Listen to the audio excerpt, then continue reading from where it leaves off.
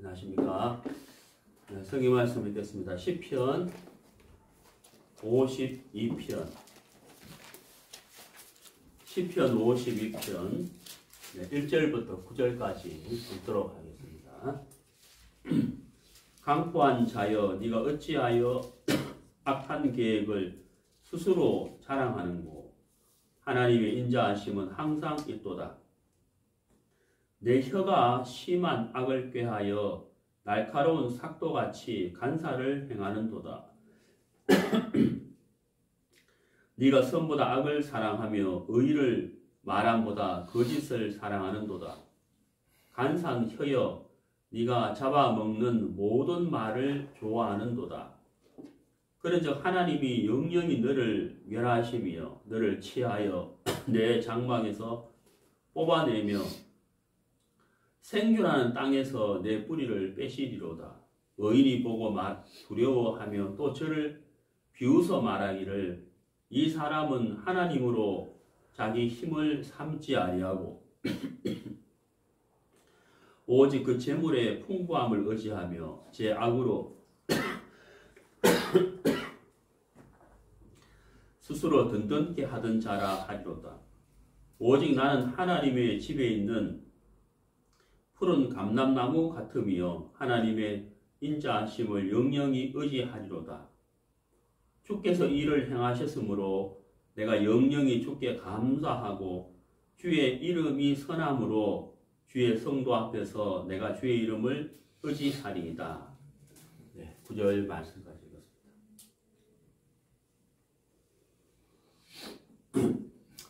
읽었습니다. 제가 코로나 걸리고 거의 한 달이 넘었는데 아직까지 목이 회복이 잘 안 되는 것 같습니다.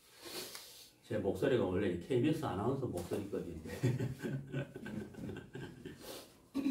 네, 제가 그런 게 아니고 주위 사람들이 저한테 그러더라고요. 잠깐 농담했습니다. 목이 조금 불편하긴 한데 이해해 주시고요. 네, 다음 주가 이제 부활주일입니다. 오늘은 이제 이번 주가 고난주간인데, 고난주간이라고 해서 제가 오늘 이 말씀을 읽은 건 아니고, 지난주에 시편을 읽는 가운데 방금 읽은 이 말씀이 제게 굉장한 은혜가 됐어요. 그래서 오늘 자세히 같이 나누려고 본문을 이렇게 폈습니다.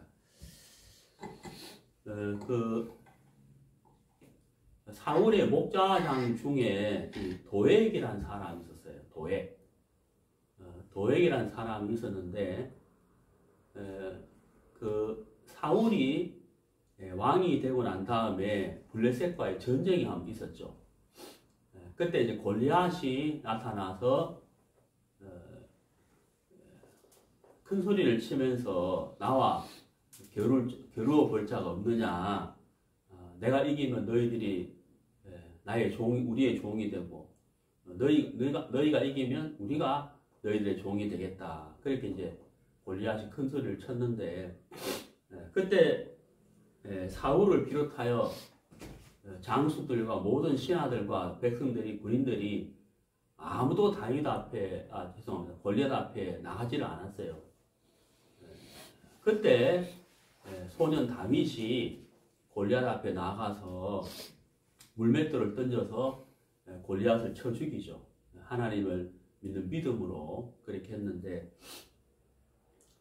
그 일 이후에 사울이 다윗을 굉장히 미워하고 다윗을 이렇게 죽이려고 합니다. 그래서 다윗은 약 10년 동안 망명생활, 피난생활을, 도피생활을 하게 돼요. 그 도피생활을 하던 중에 이 다윗이 어느 날 이제 이 노업이라는 지역에 가게 됩니다. 지역 이름이 노업인데, 노업이라는 땅에 가게 됐는데, 그때 이제 이 사울의 목자장인 도액이 마치 그때 노업에 있었어요.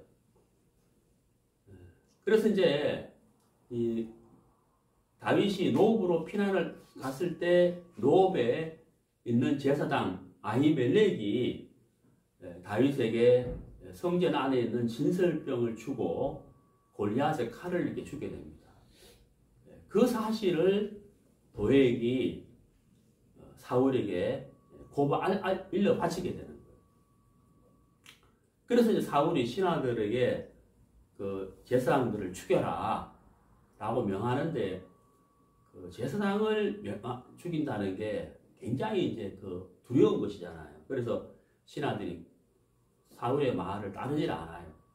그때 사울이 도액에게 명령을 하게 되는데, 이 도액이 제사장 85명과 그 어린 아이들까지 또 짐승들까지 다 죽여버리거든요. 이것이 이제 오늘 읽은 말씀의 배경이에요. 이해가시죠? 잠깐 성경을 찾아보도록 합시다. 사무엘상 21장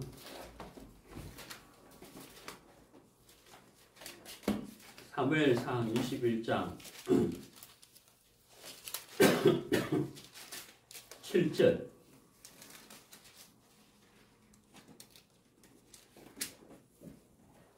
그날에 사울의 신하 한 사람이 여호와 앞에 머물러 있었는데 그는 도액이라 이름하는 에돔 사람이요 사울의 목자장이었더라. 여기 이제 그 도액이라는 사람이 있죠. 그래서 이제 그 노업에 있는 그 아히멜렉 제사장이 다윗에게 진설병을 대접하고 또 골리앗의 칼을 주고 이렇게 이제 대접을 하게 되는데, 그것을 이 도액이라는 사람이 사울에게 이제 일러 바치게 되는 거죠. 그래서 이 도액이 그 노업에 있는 제사장들 85명을 또 그 어린 아이까지 다 죽여버리게 돼요. 18절을 봅시다. 22장 18절. 왕이 도액에게 이르되 너는 돌이켜 제사장들을 죽이라 하매 에돔 사람 도액이 돌이켜 제사장들을 쳐서 그날에 세마포 에봇 입은 자 85인을 죽였고 제사장들의 성읍 노업의 남녀와 아이들과 젊은 자들과 소와 나귀와 양을 칼로 쳤더라. 그러니까 이 도액이 이 엄청난 이제 이 악을 행하게 되는데, 제사장들을 이렇게 다 85명을 죽여버리고 그 저무는 어린 아이까지 정말 무자비하게 이렇게 죽여버리는 큰 악을 이렇게 행하게 되거든요. 자, 이 일이 이제 일어나고 나니까 이 다윗의 마음이 어떻게 되겠어요? 자기로 인하여 제사장 85명이 죽고 또 저무는 아이까지 죽고 이런 엄청난 이제 일이 일어났는데 다윗의 마음이 참 어려웠을 거예요. 그리고 다윗이 사실 잘못한 것은 아무것도 없죠. 자기가 하나님을 믿는 믿음으로 골리앗을 쳐 부수었는데, 이스라엘 백성들이 사울보다도 다윗을 더 높여 불렀을 때, 그때부터 이제 사울이 시기와 질투로 인하여 다윗을 죽이려 하는 거잖아요. 그래서 10년이란 긴 세월 동안 피난 생활, 망명 생활을 하게 되는데, 다윗이 정말 그 잘못한 것이 없는데도 불구하고 자기로 인하여 제사장들이 죽고 정말 그 어린아이들까지 다 죽는 그런 이제 참담한 일을 당했을 때 다윗의 마음이 얼마나 힘들고 어려웠을까. 근데 이제 그 오늘 읽은 이 말씀을 이렇게 보면요, 정말 다윗이 정말 제가 참 존경이 가요. 이런 참담한 이 상황에서 적은 시간이 오늘 읽은 이 시편 52편인데, 정말 다윗의 그 신앙이 정말 참 대단하다. 정말 배울만하다. 존경스럽다. 이런 마음이 들거든요. 시편 52편을 하나하나 읽어가면서 우리가 교훈을 받도록 하겠습니다. 1절, 강포한 자여, 도액을 말하죠. 네가 어찌하여 악한 계획은 조금 전에 제가 설명드렸죠. 스스로 자랑하는 거, 하나님이 인정하시면 항상 있도다. 여기 이제 스스로 자랑하는 거. 그러니까 우리가 여기서 이제 알 수 있는 게 뭐냐면, 다 도액이 이렇게 악한 일을 저질러 놓고도 도액의 마음에는 꺼리낌이 전혀 없어요. 전혀 꺼리낌이 없다는 거예요. 그 이유가 있거든요. 2절, 내 혀가 심한 악을 꾀하여, 이게 무슨 말인지 이해가시죠? 날카로운 삭도같이 간사를 행하는도다. 네가 선보다 악을 사랑하며 의를 말함보다 거짓을 사랑하는도다. 이 다윗이 이제 도액에게 이렇게 말을 하지만 도액은 자기가 이런 사람인 줄을 전혀 깨닫지를 못하고 있어요. 4절에 간사한 혀여 네가 잡아먹는 모든 말. 여기서 잡아먹는 모든 말은 이제 그 다윗이 노베의 피난을 왔다. 그리고 제사장 85명이 제사장들이 다윗을 접대하고 진설병을 주고 골리앗의 칼을 주었다 하는 이것을 이제 사울에게 고발했잖아요. 그걸 말하는 거거든. 잡아먹는 모든 말이 바로 그거예요. 좋아하는도다. 그런즉 하나님이 영영이 너를 멸하심이여. 자, 여기서 우리가 이제 생각해 볼 것이 있는데, 이 도액이라는 사람이 이제 이렇게 악을 행했다고요. 그리고 사울에게 일러 바침으로 인하여 사울에게 얼마인지는 모르지만 큰 돈을 받았다고. 그렇죠. 그래서 이제 거기 이제 그 7절을 보면 이 사람은 하나님으로 자기 힘을 삼지 아니하고 오직 그 재물의 풍부함을 의지하며 여기 재물, 그 사울에게 이제 돈을 받은 거예요. 그래서 이제 이 도액의 그 마음을 보면은 하나님 앞에 있는 사람이 아니다. 하나님은 안중에도 없다. 하나님을 정말 무시하고 가볍게 여기는 하나님은 안중에도 없는 사람인 거예요. 도액이. 그러니까 자연스럽게 도액의 마음은 인간을 의지하고 인간의 힘을 의지하고 권력을 의지하고 또 돈을 사랑하는 그렇게 마음이 흘러갈 수밖에 없는 사람이죠. 도액이 이제 그런 사람이라는 거죠. 그래서 도액이 그 권력과 돈을 의지해서 그렇게 악을 행하는데 다윗이 그 도액을 향해서 이제 이 시를 지은 거예요. 그러니까 결론적으로 다윗이 이제 말하고자 하는 내용이 바로 뭐냐면 하나님을 의지하는 자와 사람을 의지하는 자, 이렇게 다윗이 나누어서 이야기를 하는 거죠. 자, 하나님을 의지하느냐, 돈과 권력과 사람을 의지하느냐, 그것을 지금 다윗이 말하고 있다는 거예요. 자, 도액이 이렇게 이제 악을 행하는데 다윗은 어떤 마음을 갖고 있냐면요. 1절 보시죠. 강포한 자여 네가 어찌하여 악한 계획을 스스로 자랑하는고 하나님의 인자하심은 항상 있도다. 자, 요거 이제 하나님의 인자하심은 항상 있도다. 자, 그 다음에 이제 5절 하나님이 영영히 너를 멸하심이여.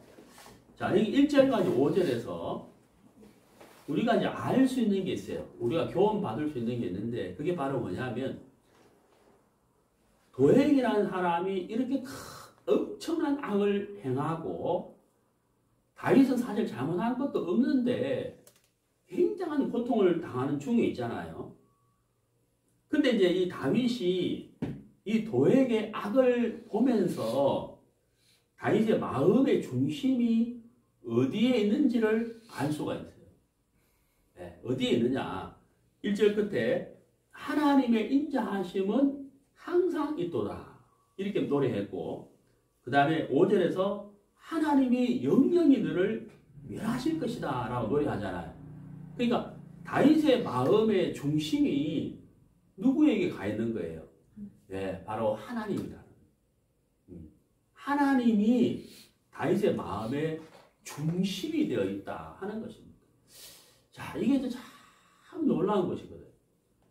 그 마음의 중심이 하나님이고 하나님 앞에 있는 마음이기 때문에 다윗이 즐거울 때나 감사할 때나 어려울 때나 고난을 당할 때나 망명생활을 할 때나 항상 하나님 앞에 있는 하나님이 중심이었기 때문에 모든 일들을 하나님으로 말미암아 처리하고 인정하고 그렇게 한다는 거예요. 그게 참 우리가 존경할 마음이다. 교훈을 받을 내용이다 하는 거예요. 자,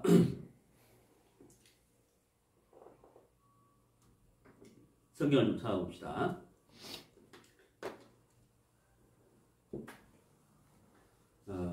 54편, 시편 54편 3절. 외인이 일어나 나를 치며 강포한 자가 내 생명을 수색하며 하나님을 자기 앞에 두지 아니하였음이니이다. 자, 여러분 여기세요. 하나님을 자기 앞에 두지 아니하였음이니이다. 요 말씀을 잘 보세요. 하나님을 자기 앞에 두지 아니하였습니다. 이렇게 되어 있잖아요. 이게 무슨 말이에요? 악을 행하는 자의 특징은 하나님이 안중에도 없다 이 말이에요. 여러분 정말 이해가세요? 자, 여러분 어떻습니까? 내가 내 방에 혼자 있을 때 어때요? 내가 내 방에 혼자 있을 때는 뭐 어떤 옷을 입든지 뒹굴든지 엎드려 자든지 머리카락이 그걸 아무 상관없죠. 내 혼자 있으니까. 네? 근데 갑자기 회사의 사장님을 15분 뒤에 만날 일이 생겼다 하면 어떻게 잠옷 입고 갈 수 있어요? 없어요? 슬리퍼 질질 끌고 머리카락만 흐트러져 있고 그래 안 가죠? 어떻게 가요? 급하게 샤워를 하고 그죠? 옷을 단창하게 입고 네? 거울 앞에서 나를 이렇게 다 다듬어 보고 그렇게 갈 거라는 거예요.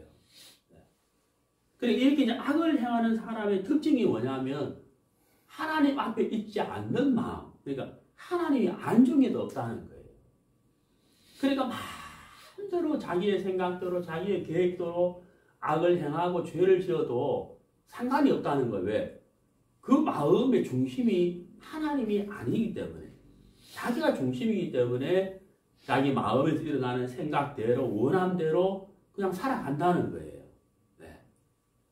그래서 이 악을 행하는 사람들은 그렇게 악을 행할 수가 있다는 거예요. 행하고 산다는 거예요.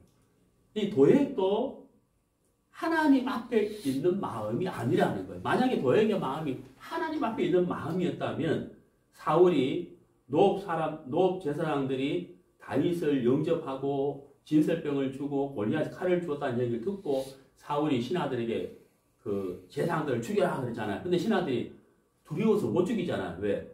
제사장들인데 어떻게 제사장을 우리가 죽일 수가 있느냐 하는 그 두려운 마음에 못 죽이는 거예요. 그러니까 사울이 도액을 시키거든. 도액을 시키는데 도액은 그 말이 떨어지자마자 85명을 다 죽여버리고 심지어 그 가난 아이까지 다 죽여버렸다는 거예요. 그럼 이 도액의 마음의 중심은 어디에 있느냐? 예, 권력과 짝하고 그리고 사울이 줄 그 돈, 예, 거기에 중심이 있었다는 거예요. 그렇기 때문에 어때요? 이것이 죄가 되는지 하나님에게 도전하는 것인지 하나님을 거스리는 것 이거 전혀 생각을 못한다는 거예요. 자, 다윗은 어때요? 다윗은 사울에게 정말 억울한 일만 당하고 그 긴 세월을 피난 다니고 망명생활을 하면서 얼마나 어려웠겠어요. 그런 와중에 자기로 인하여 제사장과 정말 피도 마르지 않는 그 가난한 아이들가 다 죽는 이 참담한 현실에서도 다윗의 마음이 흔들리지 않는 거죠. 물론 어려웠겠죠. 그렇지만 다윗의 마음이 원망과 불평을 하기보다는 하나님을 노래하잖아요. 하나님의 인자하심은 영영이 있도다. 다윗이 이렇게 노래할 수 있었던 이유는 다윗의 그 중심이 하나님 앞에 있었기 때문이다. 늘 하나님을 의식하는 마음. 네. 하나님의 눈앞에 내가 있다는 그 마음이 있기 때문에 다윗이 이렇게 노래할 수가 있었다고 하는 거예요. 자, 성경을 찾아봅시다. 창세기 38장. 창세기 38장.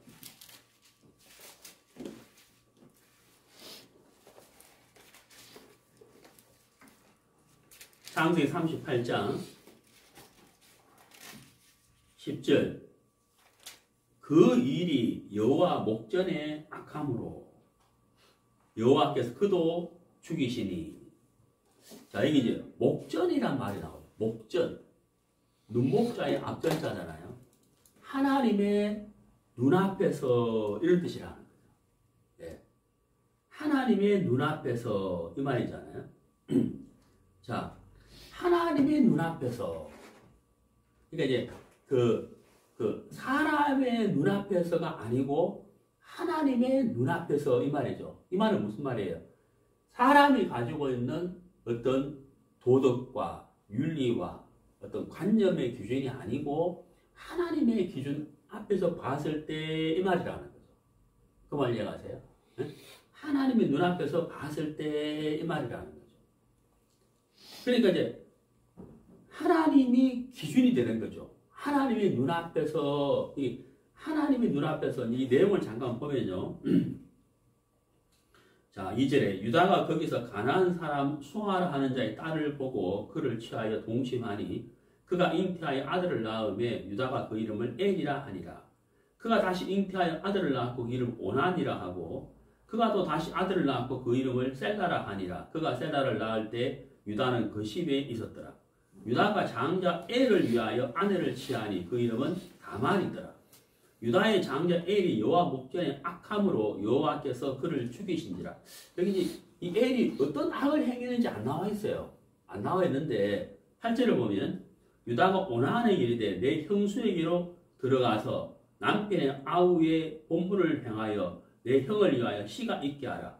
오난이 그 씨가 자기 것이 되지 않을 줄 알므로 형수에게 들어갔을 때에 형에게 아들을 얻게 아니하려고 땅에 설정하며 그 일이 여호와 목전에 악함으로 이렇게 나오잖아요. 그러니까 엘이 어떤 악을 행했는지 모르지만 오난의 죄를 보면서 우리가 유추해 볼 수 있잖아요.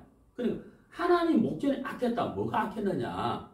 엘과 오난은 생명을 잇는 일에 대하여 어떻게 했다는 거예요? 게을리했다는 거예요.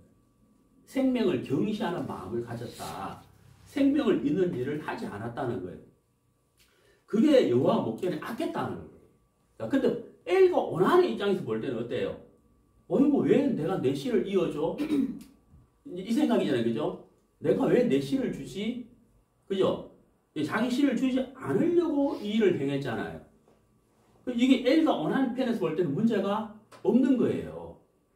근데 하나님 편에서 볼 때는 뭐예요? 악한 거예요. 그게 여호와의 목전이라는 거예요.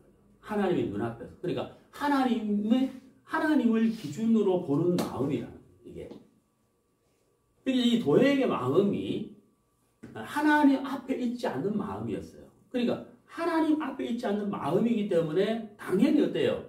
자기의 생각이, 자기의 관념이 기준이 되고 그것이 선이 되는 거죠. 이게 선이란 말이에요. 그러니까 자기는 돈을 받고 제사장들을 죽이고 왜? 사울이 다윗을 미워하고 사울이 다윗을 죽이려 했기 때문에 도액 편에서는 이게 정당한 거예요. 정당한 거예요.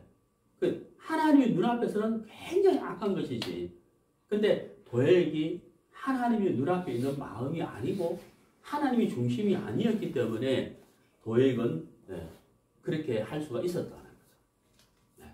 근데 다윗은 하나님 눈앞에 있는 마음, 하나님이 중심이 되는 마음이었기 때문에 다윗은 어때요?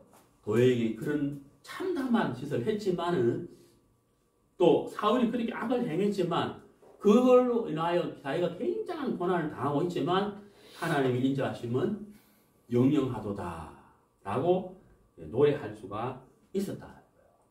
그래서 참 다윗의 마음이 하나님이 크게 자리를 잡고 있다. 하나님 앞에 있는 마음이었다. 그래서 참 우리가 이 말씀을 보면서 우리가 누구를 의식하고 사느냐, 누구의 마음이 우리 마음의 중심이 되어 있느냐, 내가 누구의 눈앞에 있는 사람이냐라는 것을 우리가 생각해 보고 우리가 교훈을 받을 수가 있다고 하는 사실인 거예요. 자, 출애굽기 33장. 출애굽기 33장.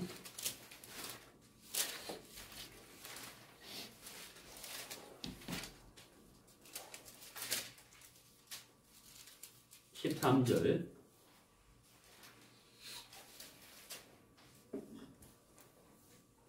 내가 참으로 주의 목전에 은총을 입어 사오면 원컨대 주의 길을 내게 보이사 내게 주를 알리시고 나로 주의 목전에 은총을 입게 하시며 이 족속을 주의 백성으로 여기소서. 자, 이게 이제 주의 목전에 라는 단어 나오잖아요. 하나님의 눈앞에서 은총을 입어 사오면, 그렇죠? 그러니까 참 그 하나님의 눈앞에, 하나님 눈앞에 있는 마음, 내가 하나님이 나를 지금 보고 계시다. 네. 하나님을 의식하는 마음이잖아요. 그러니까 하나님, 이런 사람은 하나님을 기준으로 생각하고, 하나님이 기뻐하시는지, 하나님이 악하게 보시는지, 이걸 의식할 수밖에 없잖아요. 그러면 이제 그의 삶도 바뀌어질 수밖에 없는 거잖아요. 하나님이 기뻐하는 삶을 살 수밖에 없다 하는 거죠. 다윗이 그런 사람이었다. 도액은 하나님을 안중에 두지 않는 마음이었기 때문에 이렇게 큰 악을 행하면서도 뻔뻔스러울 수가 있었다. 재물을 의지하고 사람을 의지하고 자기 악으로 자기를 든든케 하는 그런 악한 삶을 도액이 이렇게 살았다는 겁니다. 자, 그런데 오늘 우리가 시편 말씀에서 참 중요한 내용이 하나 있는데, 제가 오늘 이제 이 주제가 뭐냐면 푸른 감람나무예요. 오늘 설교 주제가 푸른 감람나무인데, 자, 이제 오늘 본문을 한번 보시죠. 자, 5절에 그런즉 하나님이 영영이 너를 멸하심이여 너를 치하여 내 장막에서 뽑아내며. 자, 여러분 거기 이제 뽑아내며, 그 밑줄 거 보세요.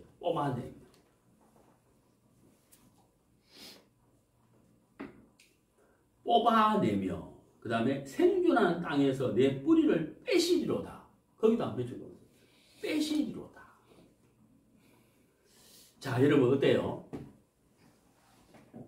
이 7절에 보면은 도액이 하나님으로 자기 힘을 삼지 아니하고 오직 그 재물의 풍부함을 의지하며 제 악으로 스스로 든든케 하던 자라. 이게 든든이란 말이 있잖아요. 든든.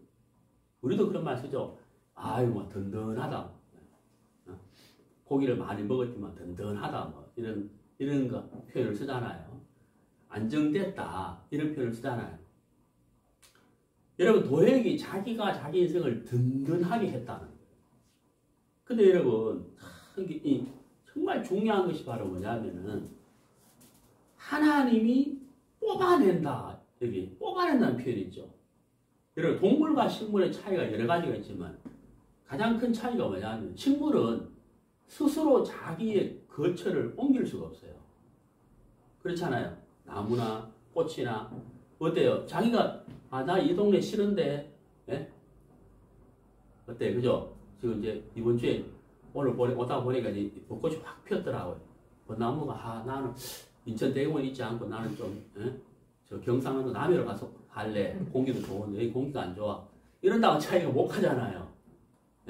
누가 옮겨줘야 된단 말이에요. 코스모스도 마찬가지고 식물은 그렇잖아요. 동물은 어때요? 동물은 옮기잖아요. 자기가 가고 싶은 데를 가잖아요. 이게 이제 차이란 말이에요. 근데 우리 인생은 만물의 영장이라 하잖아요. 우리가 생각하고 배운 것이 있고 보는 것이 있고 경험하는 것이 있고 그리고 내가 내 의지대로 내 원함대로 인생을 산다고 생각하잖아요. 내가 가고 싶은 데 가고 내가 하고 싶은 데 한다고 생각하잖아요. 근데 하나님 앞에서 우리 인생을 보면은 마치 식물이 스스로 자기 인생을 식물 인생이 아닌데 식물이 자기가 거하고 있는 것을 옮길 수 없는 것처럼 사실 우리 인생도 그러한 거예요. 하나님에게 달려있다는 거죠. 그러니까 도액이 사울이 주는 돈으로 돈의 풍부함으로 자기를 든든케 하고 자기 악으로 자기를 든든케 하고 권력을 의지해서 자기를 든든케 하는데 문제는 그게 끝이 아니라는 거예요. 자기가 자기를 든든케 하는데 문제는 우리가 코스모스를 딱 뽑아가지고 다른 데 옮겨 심겨져야 되는 것처럼 하나님이 우리의 인생을 주관하고 있다는 사실을 우리가 알아야 돼요. 결론은 누구에게 달려 있느냐? 하나님에게 달려 있다는 거예요. 하나님. 도액이 아무리 이러한 것들로 자기를 든든하게 한다고 해도 누구에게 달려 있다고요? 하나님에게 달려 있는 거예요. 하나님이 도액의 인생을 송두리째 뽑아버린다면 어떻게 되겠냐? 이게 그 말이잖아요. 응? 하나님이 도액을 취하여 장막에서 뽑아내며 내 땅에서 뿌리를 빼시리로다. 여러분, 나무가 가지가 푸르게 꽃이 피고 하는 것은 그 뿌리가 땅에 견고하게 뻗고 있기 때문이잖아요. 그리고 물가에 있기 때문이잖아요. 맞죠? 그 뿌리가 잘려져 버린다면, 그 뿌리가 땅과 물에서 떨어져 버린다면 그 나무는 말라 죽는 거예요. 여기서 뿌리를 빼시르다. 이게 무슨 말이에요? 도액의 인생을 송두리째 멸하겠다는 이야기예요. 도액이 자기 인생이 하나님에게 달려있다는 사실을 지금 모르고 있다는 거예요. 자, 마태복음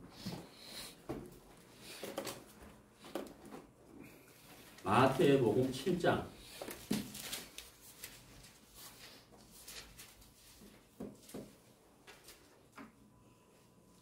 마태복음 7장 19절 아름다운 열매를 맺지 아니하는 나무마다 찍혀 불에 던지우느니라. 아름다운 열매를 맺지 않는 나무, 못된 나무죠. 못된 나무는 찍혀 불에 던지우느니라. 던지우느니라. 그러니까 던지는 자가 있다는 이야기예요. 이 못된 나무를 찍는 자가 있고 그 다음에 찍어서 던져버리는 자가 있다는 거예요. 그분이 누구예요? 하나님이시다.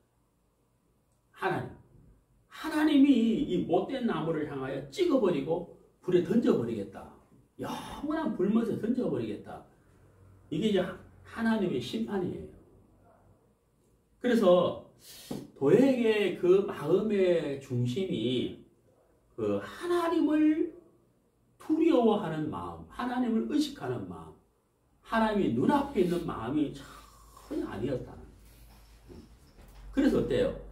도액이 그런 악을 행할 수가 있었다. 그러나 다윗은 어때요? 하나님의 눈앞에 있는 마음이었어요. 그래서 도액이 그런 악을 행하지만 그 도액이 악을 행하는 걸 앞에서도 다윗은 하나님을 노래하며 이 문제를 하나님에게 맡길 수가 있습니다.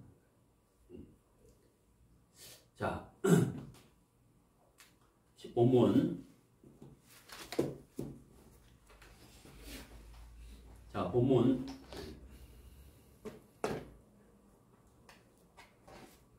8절 오직 나는 하나님의 집에 있는 푸른 감람나무 같으며. 자, 이제 보세요. 자, 5절과 8절을 한번 비교해 보세요. 5절은 하나님이 나는 너를 장막에서 뽑아내며 뿌리를 빼시리로다. 뿌리채 뽑아버리겠다. 멸망을 말하잖아요. 멸망. 근데 다윗은 뭐라고 노래해요? 네, 나는 하나님의 집에 있는 푸른 감람나무 같으며. 여기 푸른이란 단어가 나와요. 감람나무가 아니고 뭐라고요? 푸른 감람나무예요. 무슨 뜻일까요? 푸른 감람나무란 말은 이 감람나무의 뿌리가 물가에 심겨져 있다는 거예요. 물가에 심겨져 있다는 거죠. 강변에 뻗치고 있다는 거예요. 다시 말하면 다윗의 마음의 중심이, 다윗의 마음의 그 뿌리가 하나님에게로 뻗어져 있다. 하나님 앞에 있는 마음이라는 거예요. 그래서 다윗이 나는 하나님의 집에 있는 푸른 감람나무 같다라고 노래할 수가 있는 거예요. 자, 여러분, 뿌리채 뽑아서 던져지는 그 인생하고 그 뿌리를 하나님에게로 뻗고 있는 사람하고 어느 인생이 복을 받겠어요? 네? 생각이 보나 마나잖아요. 다윗은 그 마음의 중심이 하나님에게로 뻗고 있었다. 푸른 감람나무. 그러니까 다윗이 복을 받을 수밖에 없는 거예요. 지금 눈앞에 있는 현실은 자기는 도망가는 자고 피난다면자고 망명하는 사람이고 아무것도 가진 것이 없고 사람들에게 손가락질 당하는 사람이지만 하나님 앞에 있는 마음이었다. 그리고 그 마음의 중심이 하나님에게로 뿌리를 뻗는 사람이었다. 누가 복받는 사람이겠느냐 하는 거예요. 자, 성경을 보겠습니다. 시편 1편.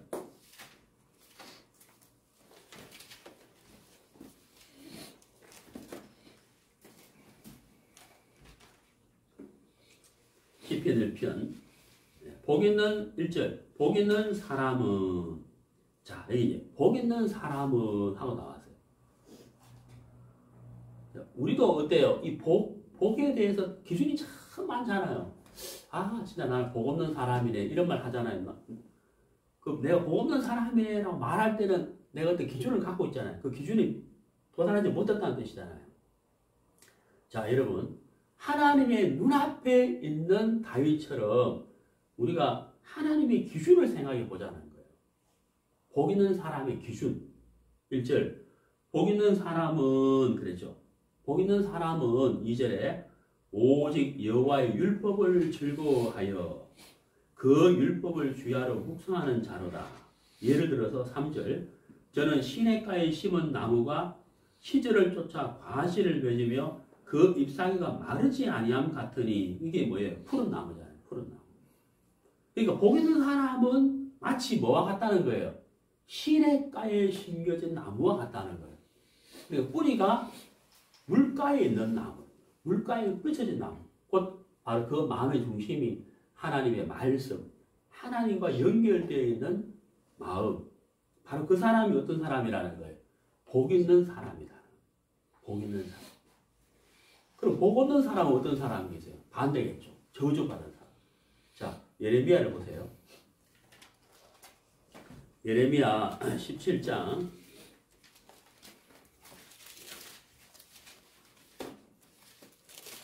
예레미야 17장 5절. 나 여호와가 이같이 말하노라. 무릇 사람을 믿으며 혈육으로 그 권력을 삼고 마음이 여호와에게서 떠난 그 사람은 저주를 받을 것이라. 자, 도액이 어떠세요? 도액은 사람을 믿었죠. 권력을 믿었죠. 권력을 의지했고 그 돈을 의지했다. 네.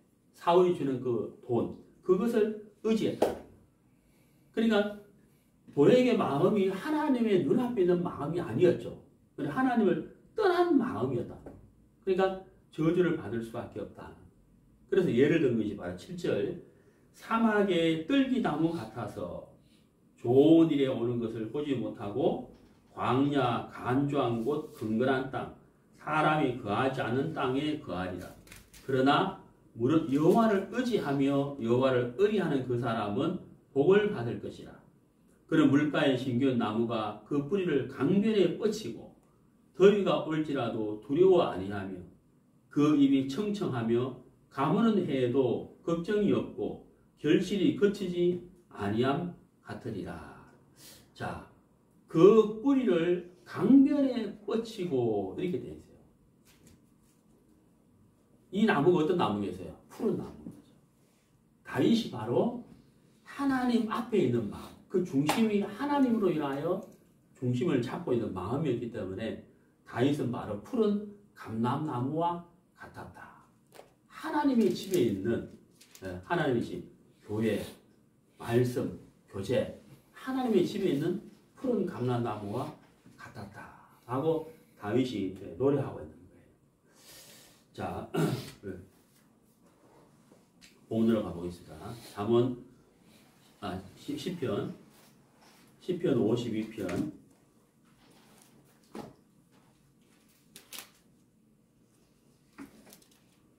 9절.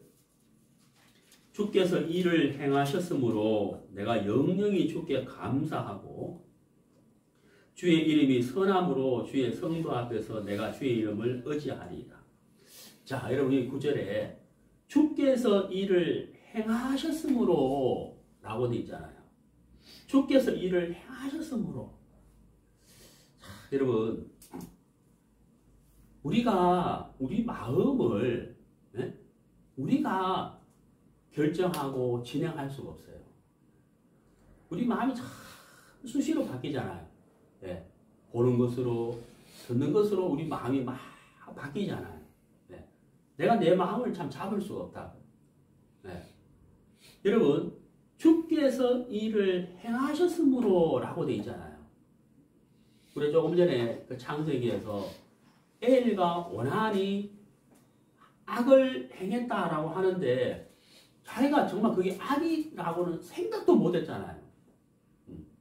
근데 하나님의 눈앞에서는 그게 악이었다. 그걸 엘가 원한이 깨닫지를 못했다. 감지가 안 되는, 감각이 안 됐다는 거예요. 감각이 안 됐다는 거예요. 자, 여러분, 도액이 자기가 지금 잘못을 하고 있지만 이게 감각이 안 되잖아요. 하나님 앞에 있는 마음이 아니기 때문에 이게 감각이 안 된다는 거예요. 사울도 다윗에게 잠깐 이렇게 하는 것이 이게 정말 악인지를 모르고 있는 거예요. 그러면서 우리가 하나님 앞에서 있는 마음을, 하나님이 가지고 있는 마음을 우리가 느끼고 감지하고 감각된다면 정말 그 인생이 복받은 인생이다. 주께서 이를 행하셨으므로 이렇게 돼 있잖아요. 아까 제가 그 식물에 대한 얘기를 잠깐 했는데, 우리 인생은 우리 인생대로 보고 듣고 배우고 아는 것으로 인해서 우리가 내가 하고 싶은 대로 내가 인생을 옮기고 거처를 옮기고 한다고 생각하지만 사실 하나님 앞에서는 식물과 같은 존재예요. 주께서 이를 행하셨다. 이게 무슨 말이에요? 하나님의 은혜를 다윗이 입은 거예요. 하나님의 은혜가 아니었으면 그렇게 될 수가 없는데 하나님이 이 일을 행해 주셨다는 거예요. 하나님이 다윗을 사랑하셨고, 하나님이 다윗에게 영적 감각을 주셨고, 하나님이 다윗에게 말씀을 삼하는 마음을 주셨고, 하나님을 의지하는 마음을 주셨고, 하나님이 다윗에게 이 모든 일에 은혜를 베풀어 주셨다는 거예요. 그래서 다윗이 푸른 감람나무, 하나님의 집에 심겨져 있는 푸른 감람나무 같다고 노래하고 있었는데, 그 일을 행하신 분이 누구시냐? 바로 하나님이시다 하는 거예요. 자, 우리 골로새서 말씀을 보도록 합시다. 골로새서 말씀. 제가 참 좋아하는 말씀인데,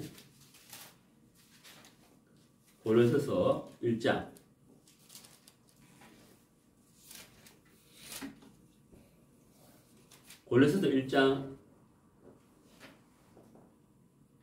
13절. 그가 우리를 흑암의 권세에서 건져내사 그의 사랑의 아들의 나라로 옮기셨으니 그 아들 안에서 우리가 구속 곧 죄사함을 얻었도다. 자, 여러분, 여기 옮기셨으니, 그 다음에 건져내사. 우리 인생이 누구에게 달려있다는 이야기예요? 하나님에게 달려있다는 얘기예요. 도액이 사울과 그 권력으로, 돈으로 자기 인생을 든든하게, 내가 이제 든든하게 됐다라고 생각하는데 하나님이 그 인생을 뿌리채 뽑아버린다. 여러분, 얼마나 이게 두려운 거예요. 하나님이 뿌리채 뽑아버리겠다. 다윗이 한 모든 것이 바람에 날아가는 겨와 같이 되어버리잖아요. 이거 참 두려운 것이잖아요. 근데 하나님이 다윗의 인생을 푸른 감람나무처럼 물가에 심어놓은 그런 나무다. 비가 오고 바람이 불고 창수가 나고 해도 흔들리지 않는 그런 견고한 하나님의 말씀에 뿌리를 두고 있는 인생이다. 이것처럼 복된 인생이 없는 것이잖아요. 여러분, 여기 건져내며 옮기시며 하나님 우리 인생을 죄악의 구렁텅이에서, 흑암의 권세에서, 마귀의 권세에서 우리를 건져내가지고 사랑의 아들의 나라로 옮겼다. 하나님의 집으로 옮겼다. 교제 가운데로, 말씀 가운데로 옮겨주셨다. 참 놀라운 거잖아요. 우리가 거기에 뿌리를 든든히 내리고 있다면 우리가 하나님 앞에 정말 푸른 감람나무, 열매 맺는 감람나무처럼 복된 인생을 우리가 살아간다고 하는 사실입니다. 자, 잠언 말씀 보겠습니다. 잠언 30장. 잠언 30장.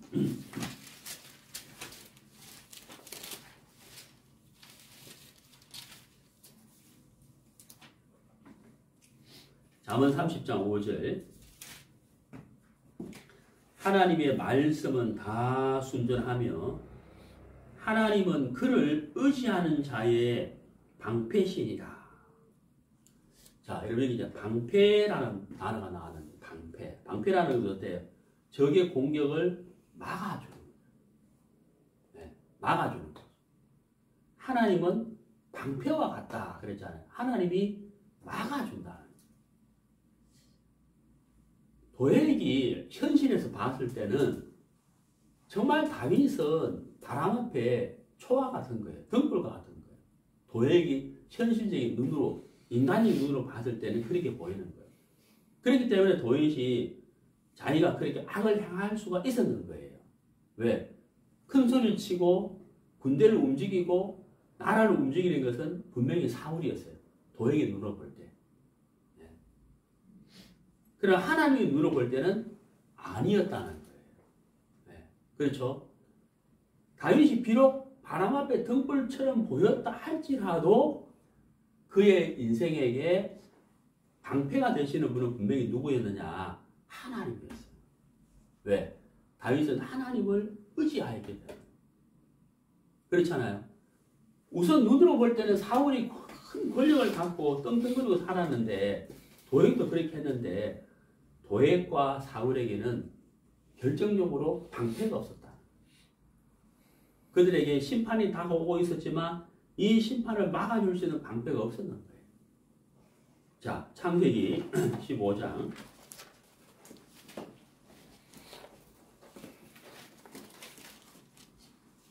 창세기 15장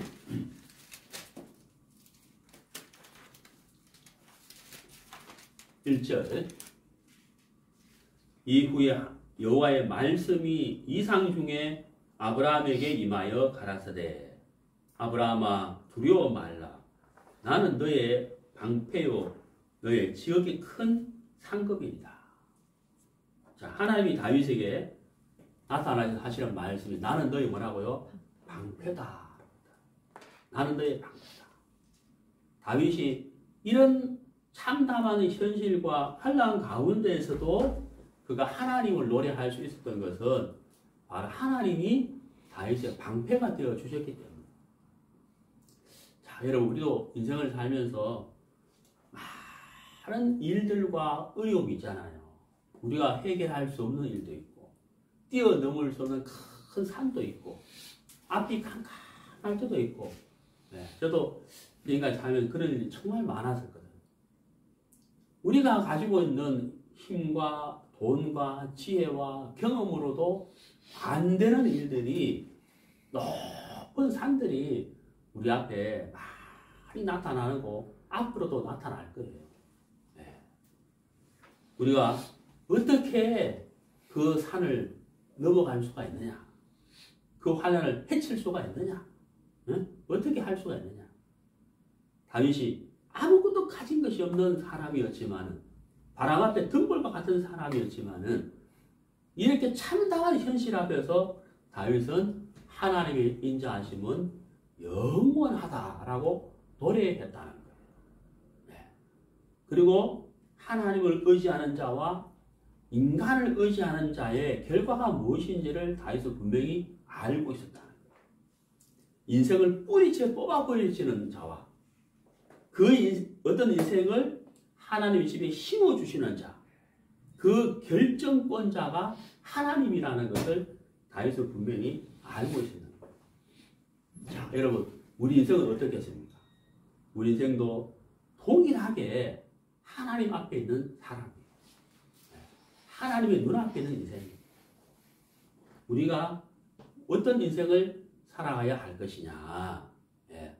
자, 잠언을 다시 보겠습니다. 잠언 30장 5절. 하나님의 말씀은 다 순전하며 하나님은 그를 의지하는 자의 방패시니라. 우리가 어떤 삶을 살아가야 할 것이냐? 네, 바로 하나님을 의지하는 자. 하나님을 의지하는 자. 내 마음의 중심이 하나님이고 내 마음의 중심의 뿌리가 하나님에게 뻗어 있는 바로 그 인생을 우리가 살아가야 해요. 그 인생이 가장 어떤 인생이다? 복된 인생이다 하는 것을 알 수가 있는 거죠. 자, 오늘 우리가 10편 50편 말씀에서 다윗은 그 도액과 사울의 그 악을 행하는 그 참담한 현실 앞에서 하나님을 인정하시면 영원하도다. 나는 여호와의 집에 심겨진 푸른 감람나무 같으며 여호와 기를 행하셨으므로 내가 여호와를 의지하리이다 라고 노래할 수가 있었는 거예요. 여러분, 우리가 구원을 받고 교회 가운데, 교제 가운데 있다는 사실, 바로 우리가 여호와의 집에 심겨진 푸른 감람나무와 같은 거예요. 우리가 주님 오시는 그날까지 우리 마음의 뿌리를 계속 물가에 심겨진 푸른 나무처럼 하나님의 말씀에 하나님의 눈을, 하나님을 중심, 우리가 그렇게 살아갈 때 하나님이 우리에게 많은 열매를 주실 거라는 거예요. 푸른 감람나무가 열매를 맺는 것처럼 우리 인생에도 하나님이 그 일을 행하실 것이다 하는 겁니다. 우리가 이번 한 주간 동안 오늘 시편 말씀을 교훈을 삼아서 여호와를 의지하고 하나님의 눈앞에 있는 인생으로 살아갈 수 있게 되기를